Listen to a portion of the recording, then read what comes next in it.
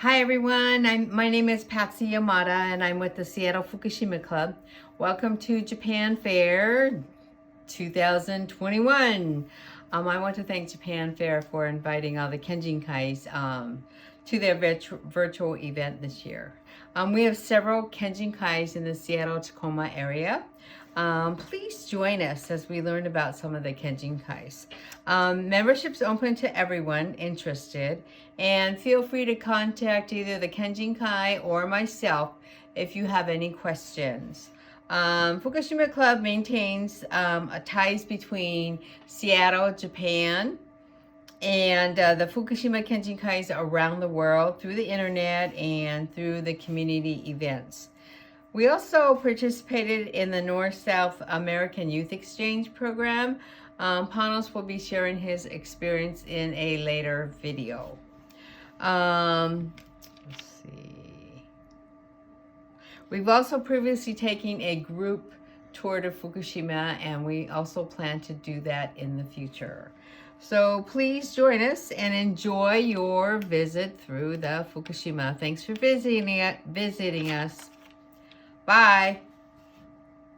Each January, the Fukushima Prefectural government sponsors a group of those descended from Fukushiman immigrants to take a trip to the prefecture. I was fortunate enough to be one of those selected last year. This was an amazing opportunity that opened my eyes in two ways. The first was the value of going beyond the usual tourist destinations. Alternative destinations, such as Fukushima, allow you to enjoy the culture at your own pace without having to worry about enormous crowds jostling you or blocking your view. I took this picture at the Sensoji, one of Tokyo's most iconic tourist destinations. The vista is this crowded near the entrance on a rainy day in the middle of January. The crowd within the plaza was packed so tight you had to duck and weave in order to reach the temple. In friendlier conditions, it would be even more packed. Another eye-opening experience was understanding the magnitude of the 2011 Fukushima Daiichi disaster, as well as seeing the incredible progress that the prefecture has made in recovering from it. This compound disaster, consisting of an earthquake, a tsunami, and a nuclear meltdown, became the first level 7 disaster at the international nuclear event scale since Chernobyl. It forced 154,000 people to evacuate from over 800 square kilometers of land. Despite the enormity and intensity of the disaster, Fukushima Prefecture has reduced the exclusion zone to 371 square kilometers, a process in which the ambient radiation must be lowered until it is below that of cities such as Tokyo.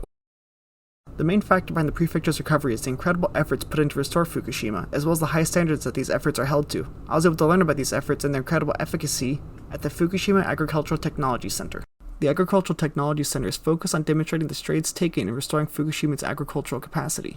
In the previous 6 years, Fukushiman agricultural exports have only exceeded the Japanese limit on cesium for export twice, both these instances being from fishing. Additionally, the Japanese limit for cesium is 12 times as strict as those in the United States and in the European Union. This figure demonstrates the stringent standards to which Fukushima holds itself, as well as the result of the hard work put in by the recovery workers.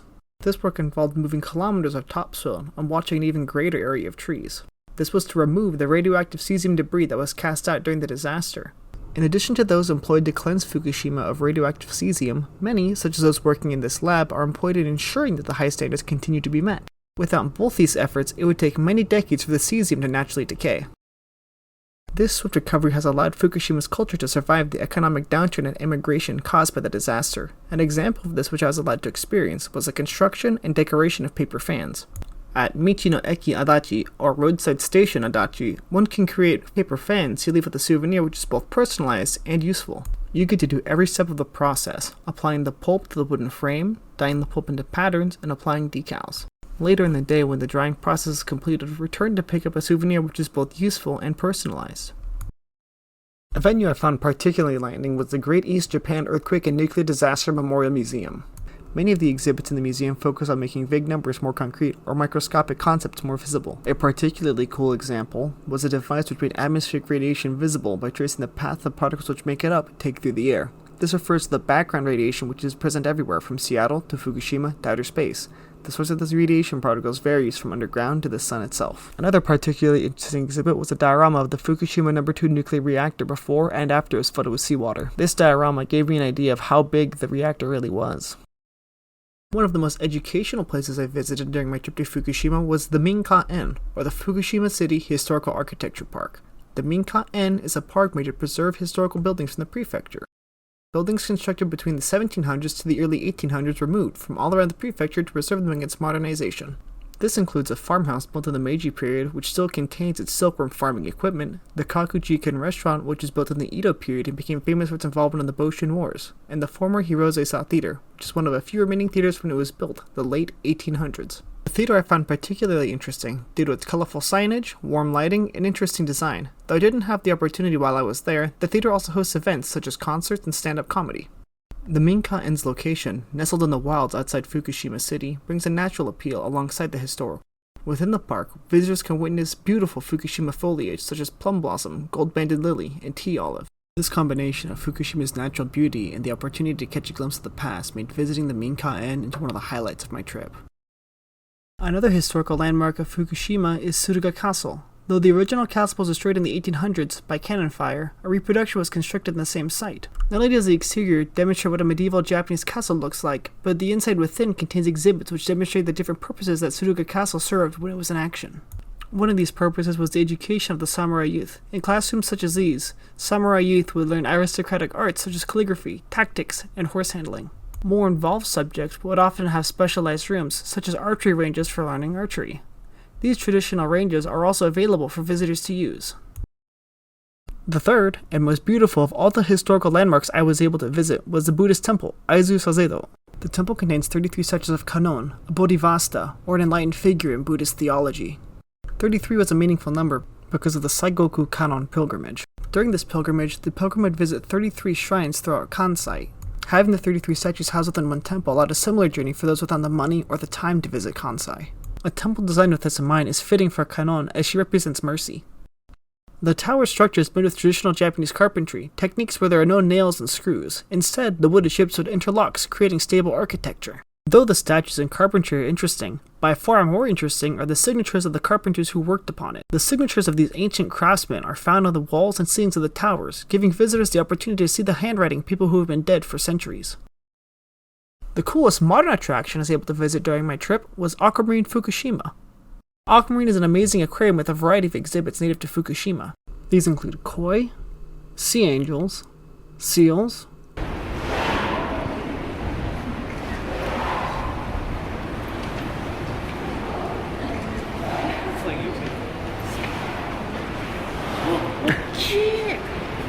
otters,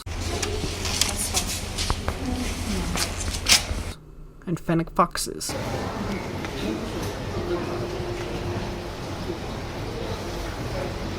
Off the coast of Fukushima, the hot water current from the south and the cold water current from the north collide. This creates a unique environment where hot and cold water sea life collide. This environment is emulated by Aquamarine Fukushima's largest and most impressive tank. In conclusion, these 7 destinations I visited in Fukushima opened my eyes to the value of going to tourist destinations which may be less known. Despite their lesser fame, these destinations are equally interesting and equally worth consideration when planning a vacation. Hi, my name is Calvin Torada. I'm the president of the Seattle Kumamoto Kenjinkai, and welcome to Japan Fair 2021. We just want to take an opportunity to thank the Japan Fair organization for giving us the opportunity to showcase our Kenjinkais.